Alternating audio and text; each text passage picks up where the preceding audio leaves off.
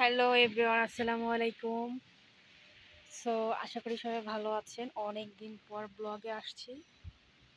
So এখন হচ্ছে বিকেল টাইম, মানে সন্ধ্যার আগ মুহূর্তে।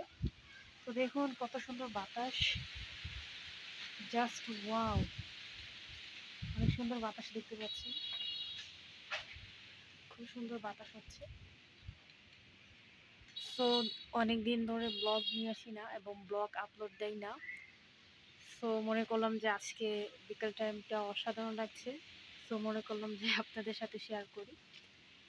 তো এবারে আমাদের বাড়ি আম গাছে অনেক আম হয়েছে। আমাদের বাসায় প্রায় অনেকগুলাই আম গাছ রয়েছে এবং প্রত্যেকটি আম গাছে অনেক বড় বড় আম হয়েছে, প্লাস অনেক আম হয়েছে, সেটা আমি আপনাদেরকে দেখাবো। সো চলুন।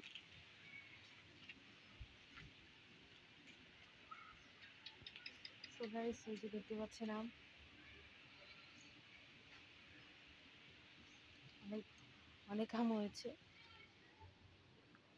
গাছে অনেক আম হয়েছে দেখতে পাচ্ছেন। এরপরে হচ্ছে পেয়ারা হয়েছে, পেয়ারা গাছে পেয়ারা। এবং এই যে দেখুন, এটাকে ডালিম না কি বলে, ডালিম না সরি, দেখুন এই যে এগুলাও অনেক হয়েছে।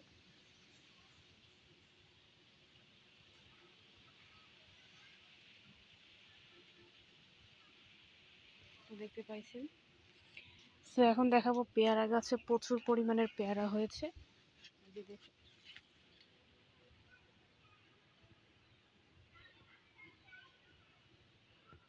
সো অনেক পেয়ারা হয়েছে।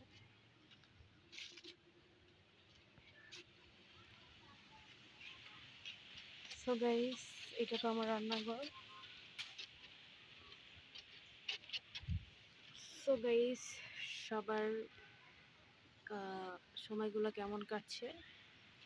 অ্যান্ড দেন কিছুদিন পরেই হচ্ছে কুরবানি চলে আসছে। সো কুরবানি থেকে কেমন প্রিপারেশন নিচ্ছেন কুরবানি দেওয়ার জন্য? সো আশা করি এবারে কুরবানি সবার অনেক ভালো কাটবে ইনশাল্লাহ। তো হচ্ছে অনেক সুন্দর বাতাস, পিছনে দেখতে পাচ্ছেন গাছ নড়ছে, গাছ নড়ছে সেটা দেখতে পাচ্ছেন। সো যেহেতু অনেকদিন পরে আসছি, আপনাদের জন্য ব্লগ আপলোড দেব। তো দেখুন অনেক সুন্দর।